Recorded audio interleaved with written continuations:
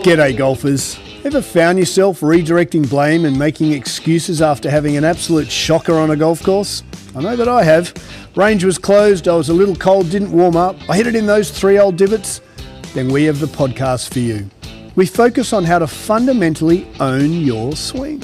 Strike it pure and consistently shoot in the 70s. Be it if you're a weekend hack, retired and playing daily, a school phenom or a tour professional. We present and discuss facts and physics pertaining to golf, trying to keep our ego and opinion at bay. We dispel myths such as keep your head down, bend your knees, or my all-time favourite, game improvement irons. So stop drinking that mythical Kool-Aid and have a sip of ours. I think you'll find it both inspiring and refreshing. I'm Scott Young, founder of Swing, PGA professional and ex-tour player. Welcome to Pivot the Path. G'day golfers and welcome to Pivot the Path. We have a lovely fall month approaching us as the temperatures start to get a little bit crisper in the morning. As you know, we're about an hour north of the city here and it's down into the 50s in the morning, and it's just, I love this time of year. As the leaves drop up in the northeast, it's harder to find your golf balls, but just this type of climate and weather for me is my favorite part of all year. I like early spring or moving into fall. So we hope this finds you well and enjoying another productive weekend leading into a busy week. We have the new JP Morgan Chase building open. So the Midtown here at 47th and Park is absolutely buzzing. We've got about 11,000 people moving into that building over the next probably about 3 or 4 months. So welcome to all those community. And we've got the US Open finishing, and we hope you enjoyed the US Open last weekend, with Sabalenka winning her 4th Grand Slam from Amanda, the young American chick who's only 24. I hope her team give her a couple of weeks off just to take stock of how brilliant it is to find yourself in the Grand Slam final, and try and work out how someone like a Carlos Alcaraz, he was absolutely amazing winning his 6th Grand Slam. So I've taken a lot of stock in the last 2 to 3 weeks of the tennis and watching how those guys rise. I mean, Alcaraz made young Jannik Sinner look almost sedimentary on the tennis court, and Sinner had made every other male tennis player look sedimentary. So to see brilliant players like a Sinner make a brilliant player like an Alcaraz move to the next level is why I love Grand Slam tennis. When Amanda challenged young Sabalenka and then Sabalenka rose in the 3rd set, it's just a brilliant game tennis because you've got this aerobic fatigue, 3 week of a tournament leading up to one night. And I think Grand Slam finals is the epitome of sport. So I hope you enjoyed the US Open. They get some time off now before the Aussie in January, and so I hope all their teams respectively work out how to be better tennis players. And the tennis kind of made me take a step back and really look at how we can deliver Pivot the Path to an improvement pivot point and really directly on your game. So the tennis kind of made me step back here a little bit, and our improvement pivot point is knowing what fundamentals will return improvement to your game. And watching the tennis, it made me realize that our golf industry has a little bit of work to do with basically accessibility, and watching the tennis and parlaying it to your soccers and your basketball and even your baseball. But those 3 sports are so much more accessible than golf. And I believe that we've still got a long way to go in the golf industry to make sure that we're as accessible as tennis, basketball and soccer. I mean, soccer, we're never going to be as accessible as soccer. All you need is a soccer ball and you can play a world-class game of soccer. But we can understand that we need better accessibility and we need to bring the costs down. So that's what this podcast today is about, is how to own your swing, work on the fundamentals that absolutely improve you. And as we are part of the indoor community here, as the indoor community starts to gain momentum, what I was hoping to talk about today was how to ensure that the indoor platform that may be in your city or the online platform that you trust is returning improvement, because our ultimate goal is to get all our golfers, when they're on the golf course, to play brilliant golf. And so I wanted to talk about that a little bit later. As we get into news from the fairways, and we didn't have much news from the fairways. We had the Italian Grand Prix with Max Verstappen taking that out. Oscar was coming second with about 5 laps to go, and his team told him to let Lando through. So Oscar was extremely professional in his discussion of why was that the case. He was very politically correct, as an Aussie generally we are.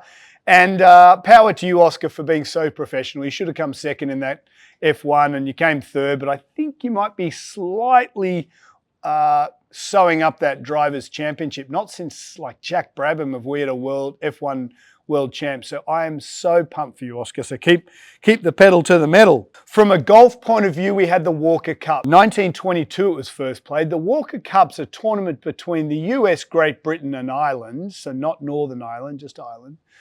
And it's an amateur event where they play biannually, so every 2 years, and it switches between, the UK and the US, and it's basically a precursor for the PGA Tour in, say, 5 to 10 years. So the guys playing Walker Cup generally will make PGA Tour. So it's a nice little snapshot to see who's coming up. And the USA smashed it. They won 8.5 of 10 singles. The whole weekend was 17-9 at Cypress there over in California. So well done, lads. USA looking pretty damn good for the Ryder Cup in the next 5 to 10 years. And the Ryder Cup's in a couple of weeks, so that's pretty cool. We didn't have LPGA, we didn't have Live, we didn't have Corn Ferry. And we had the DP Tour. The Irish Open was won by Rory in a playoff. So Rory just seems to spread himself over numerous continents. He must be a shattered man, but wins the Irish Open in a playoff. So I just, again, come back to his mental state. If he can learn to bring his non-major tournament tone and mental tenacity to the majors, I mean, it's floodgates open, but as we've seen, he hasn't been able to do that yet. But that would be my suggestion for the next couple of months. Work out how you're so comfortable in just a normal golf tournament or a PGA Tour event and bring that out in the majors, and who knows. Okay, so bringing it back to tennis, and what tennis brought to me this week was just this notion of accessibility. And as I think back, I look at the world tennis stage, and we have so many different superstars from so many different corners of the world. And the same can be said about soccer. And even though golf will never be as accessible as soccer, I bring tennis as the middle point. So in my opinion, we've got soccer with accessibility. Literally, you could take off your jersey and make 2 goals and you can have a world-class soccer game. Tennis, if you think about it here in the US, and I think about it back home, pretty well every high school, every other high school, every town has a tennis court. And the one thing that I drew upon from the US Open here in tennis was how accessible golf is not. And the flood of places like ours, the indoor facility, and the flood of technology is going to be a lovely bridge over the next 5 to 10 years to increase accessibility into golf. So swing as an indoor facility, we're called off-course golf facilities. Now, the off-course golf facility has allowed accessibility a lot more growth, which is fantastic. So if I look at what got me into golf, because I dislocated my knees so many times, I pivoted to a sport that I could play and not get injured. And it just so happened that we grew up on the back door of a golf course. So I had to nip up through a little bit of bushland, past Stewie's place, and I'm on my local golf course. So we kicked a soccer ball, I walked the dog, I rode my bike on the golf course before I became a member of the golf club and then the assistant pro. So I had an introduction for golf for location. But take that living on a golf course away, and I probably would never have become a golf professional. If I look at the stories, and my beautiful bride used to run the international expansion for some athletes like David Beckham brand and Shaq's brand at a company before she came on board here at Swing. And if I look at David Beckham, very humble beginnings, but grew up kicking a soccer ball in his backyard. If I look at Shaq, I don't know what upbringing he had playing basketball, but I know his socio upbringing, wasn't fancy pants. My point is, golf is still in this bubble of expensive country club living. And unfortunately, that's stifling the growth of the sport. And as we start to get these off-course indoor ranges, indoor facilities, indoor sims, it is absolutely to the betterment of the game. There's the upside. And as Sir Isaac said, there's always a downside, or there's always an opposite reaction. The opposite reaction is there's a flood of education on how to be a great golfer. And unfortunately, there's no parameter to gauge whether that information's correct or not. So tying in the accessibility of soccer, hey, let's grab a soccer ball and let's go play soccer every weekend. We see it here in the city all the time. You see drop-in games with jerseys and t-shirts as goals, and you've got 20 guys and girls just kicking a soccer ball. And that's on every continent and in every city in the world. Now, what we should be doing to golf is to start to get that accessibility, because I look at even the town I'm in. Now, my kids, we're not a member of a private club because we're growing this brand. I'm in here 6-7 days a week. And so if I be honest, my kids are at a little bit of a disadvantage where we live because swing's an hour and a half away. And so the kids in our town that belong to a country club have got more accessibility than my kids. And I wonder who of our community will become a golf pro. Because what I know is that there's a couple of kids in our town who are phenomenal athletes. And if they have the accessibility, then they might gravitate towards becoming a golfer as a lifestyle. My kids will get there eventually if they want to. At the end of the day, to become a tour player, you need to be that 1%. And the 1% of that athlete is very, very rare. Dave Beckham, 1%. Shaq, 1%. Alcaraz, 1%. And for every million tennis players, there's a 1%er. I've got a couple of 1%ers that have come across my bow. One of them's playing lacrosse down at Navy. Kid's amazing. We've got another 8-year-old in here who is a 1%er. He will if he wants to be on PGA Tour. This kid is unbelievable in terms of just gaining information. I asked him to hit a draw at 8, hits a draw, hit a fade. But the accessibility, because this kid lives in New York City, is now going to make it a little more difficult. So I've taken it upon ourselves to really give him the accessibility in here. If he wants to take golf as far as he and his parents want to take him, swing's going to be that accessibility. And so I wanted to make sure that when all this new range of accessibility comes out, indoor courses at your indoor ranges at your shopping center, as all these old driving ranges, and there's thousands of them around the US specifically, and as these driving ranges get pumped with money and private equity money, because we realize that we have to increase the accessibility of the game, which is phenomenal. We love that PE is getting into all these driving ranges. But the downside is that the technology that they're putting in is cool for gaming and it's fantastic fun, like Top Golf, it's brilliant fun. The problem we've got is that unfortunately, as an improvement platform, oftentimes the tech at a lot of these ranges has a flaw to its precision. So on one breath, we've got this brilliant bit of cool tech that makes it cool and fun. And so that's attracting a whole new level of gamer and a whole new level of golf customer, which is brilliant. The downside of that is when the tech isn't precise, that golfer gets frustrated. And ultimately, frustrated rounds on a golf course may lead to golfers going, oh, this is too hard. And our job, because Swing is a brand focused on improvement and focused on making sure that you can own your swing, is absolutely, I am laser focused on making sure that we keep it simple and correct. And correct in my book looks like owning your ball flight. If you want to shape the ball from right to left, every one of our Swing members who trust our platform in here can do that. If you want to shape it left to right, you can do that. If you want to hit it low, you can. If you're playing in Ireland, you can own your ball flight. Instead of walking off a golf course saying, the greens were tough today, no. Everyone here who works on our putting stats knows how their alignment and how their putting stroke affects their putting stats. And so we're a brand that's absolutely laser focused on giving you ownership to own your swing.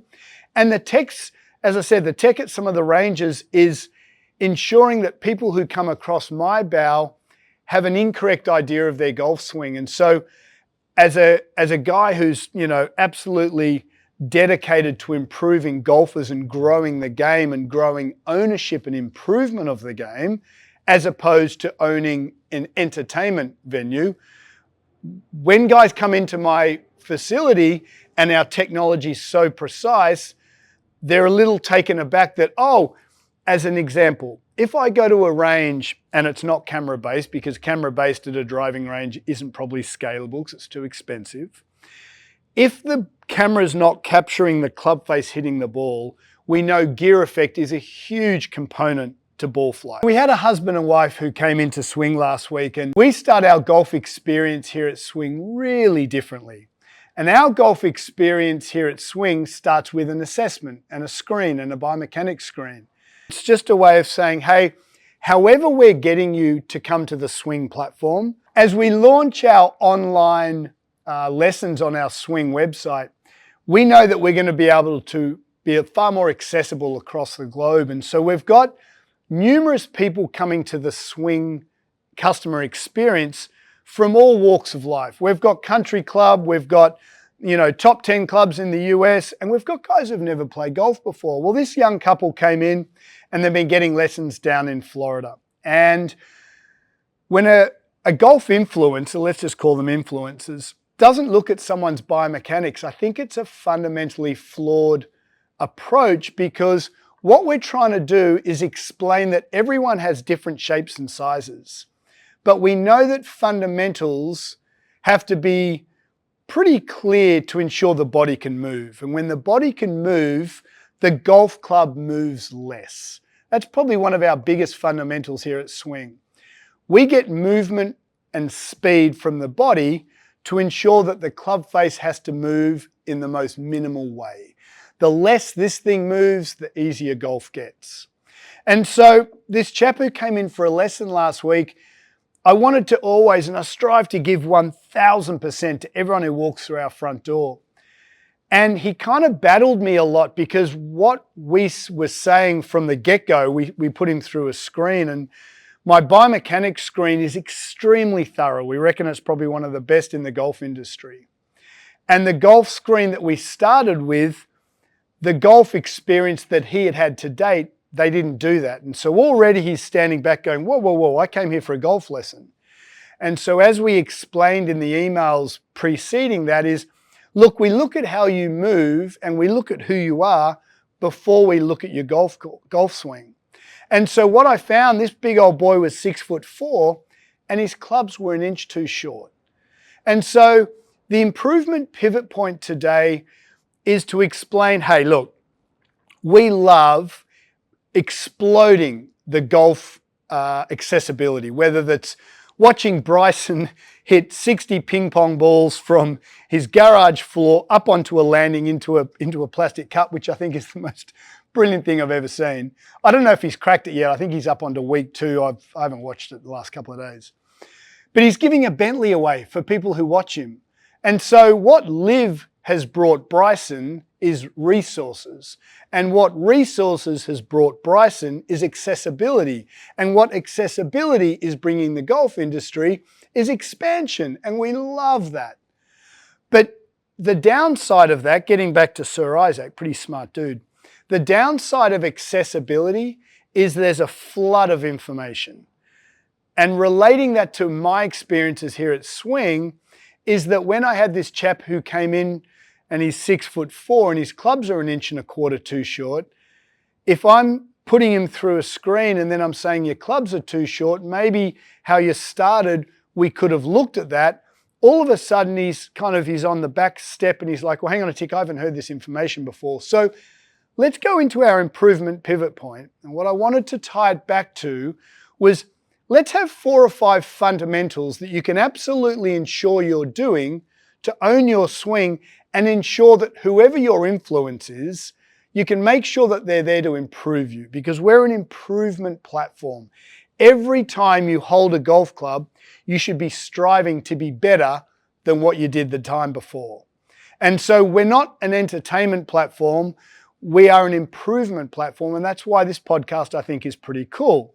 And so if you join me, we're going to step over here and I can explain how we start a couple of things and how the fundamentals that we adopt here in swing are all geared towards you absolutely owning your swing and ensuring every time you hold a golf club, you improve.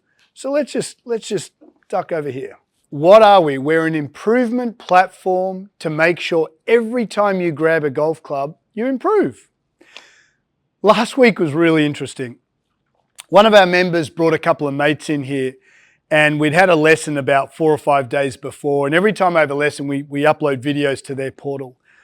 And watching him play and practice with his mates, he forgot everything that we worked on. And there was a dramatic difference between improving. So our facility is an improvement facility. And when his mates were here, they were, shooting the shit, and all of a sudden the experience and the improvement and the quality just went out the window. So, not for 1 minute are we saying don't do that, but just segment what you want out of the experience. If you're here with your boys or your girls and you're having a muck around, don't worry about how you play so much. And so our job is to present a platform where you improve. When you go play, just play. No technique, just have some fun and enjoy it. But make sure you then come back to improvement the next time you grab a golf club. Okay, so let's get back to husband and wife who came in. So when the husband came in, he was about 6'4". And what I recommend you all do, grab a tape measure, stand up nice and straight and measure your fingertips to ground. From memory, I'm about 27. So I'm 26 3/4 fingertips to the ground. Now, what that means, my clubs at 6 feet tall are standard length. But the chap who came to see me on the weekend had been receiving golf lessons from an influencer for a couple of years, and his clubs were too short by about 1 1/4 inches. So I gave him 1 1/4 inches over standard length. He probably needed about 1.5 inches. So here at Swing, we've got different length golf clubs. You can see this is the 8-iron I got him to use, and it's about 1 1/4 inches longer than mine. So the first thing, we need clubs that have our right length. What is that? Email us and we can help you out. I'm 6 feet tall, I've got 27 inches fingertips to the ground, and my clubs are standard length. It depends on how long your legs are and how long your torso is. It's in golf posture.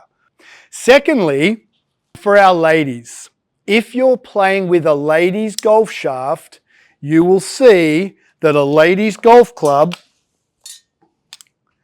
with a ladies golf shaft is simply way too flexible to enjoy your golf. Ladies have a wider pelvis and they can have more hip turn. If they have more hip turn, they generate more force. If they generate more force with a whippy golf shaft, the face opens and closes. So our ladies have X-Flex in here, but very, very light, about 65 grams. And then that gets back to just what we do here. And then moving on to a bit of fundamentals. One of the best things we can get people to do is understand how much their hips can move, how they can change their feet based on their hips, and how their body's in posture. So if we use myself, for example, I was taught to splay both my feet, which for my body type was incorrect. My right hip as a right-handed golfer is externally rotating as I hit the golf ball. Now, because my right hip is externally rotating as I hit a golf ball, throw a baseball, hit a forehand, serve in tennis, rotation sport, if I go surfing, same thing. I was taught to open my right foot because that's what we always did. But unfortunately, someone who's got really restrictive external rotation, if I open my foot, my right hip cannot externally rotate through impact. For me specifically, what I need to have is my right foot square because my external rotation is really limited. And then I'm a little greedy in my lead hip. My left hip is internally rotating. I open my left foot. Let's bring it back to this guy who walked in. So the first thing we've got this guy is having 1 1/4 inches over standard length. And then we've got him to keep his right, because he was taught to splay both his feet. Then we got him to keep his right foot square because his external was tight. and his internal, he only had 21 degrees of internal rotation. I've got 68 as an example. And so what we did was open his left foot. Now his whole experience is like, oh, I don't like this at all, because it feels funny. But it feels funny because it's factually correct, because his hips are tight. And so what we're trying to say is, hey, whatever you're working on, may I suggest you have a couple of fundamentals. Learn how much your hips are tight, internal and external. Have a feel and learn what your feet have to do to enhance your hip mobility. If you're externally tight, send us some videos, we can help you out. If you're externally tight in that trail hip, keep your trail foot really square. If you're internally tight in that lead hip, just open that lead foot a little bit to allow that hip to turn a little more. And then specifically, if I turn side on here, as we go into posture, getting back to this notion of lumbar lordosis, which we've talked about a lot. This poor chap came in for a golf lesson, and for 2 years the golf influencer had never talked about his spine and his address position. The more my pelvis, bucket of water, remember, tips out the front, the more I've got, and I call it the ski jump, the more I've got the ski jump, the harder it is for my hips to turn, and the more I've got the ski jump, my thoracic rotation gets sacrificed. And so now we've got a chap who's been listening to someone for a couple of years. He has half an hour here at Swing, and now he's going to be really defensive because he's saying, why should I trust you when, my guy's been telling me X, Y, and Z? And so what we're trying to do is say, here are the fundamentals. Here is what you've got to look on or what you've got to work on to make sure that you can enjoy yourself. And then the aha moment went off. And what we get everyone to do here, square his right foot, splay his left foot, for him personally, but what we get everyone to do is into good posture. So as he's in posture, as he's been told with this big old sway back, he can't turn his thoracic spine. I'm like, what does that feel like to turn your upper back? And he goes, it feels really tight. So chest to ball, tuck tailbone to find neutral, and then what does that feel like? And all of a sudden this individual can turn. And then his aha moment was, oh my golly gosh. So one of our fundamentals here at Swing is how does posture and why is posture so important? And it starts with the body. So I'm going to turn side on here to camera. We're going to put the club on our shoulder. I've got my right foot square, my trail foot, because I'm externally tight. I'm splaying my left foot because I'm greedy with my left hip. Chest to ball, I'm crazy anteriorly tilted ski jump on my lower back. So without moving up my knees nor my shoulders, I go from anterior tilt to neutral tilt. One go-to, I want that lead shoulder to the golf ball in your backswing. We want your shoulders to rotate via your spine on a vertical angle. Shoulder to the ball, hips before hands. Hips before hands, swing the golf club. And what you'll find is that if you can have fundamentals like the correct club length, the correct club flex, the correct feet, and again, posture, chest to ball, weight on toes, tuck tailbone. If you can have a nice steep shoulder angle on the backswing, I tell you, and then hips beforehand, you're halfway there. The rest you'll figure out. And then we can help. So we're launching our online lessons. Email us and say, hey, I've got some pretty good posture. I've got great alignment. I've got good X, Y, and Z, but I'm not quite getting it done. We'll help you. Why? Because we want you to absolutely own your swing. And we can absolutely get you to own your swing with the work you put into your game off the golf course. Thanks for listening, and we'll see you next week.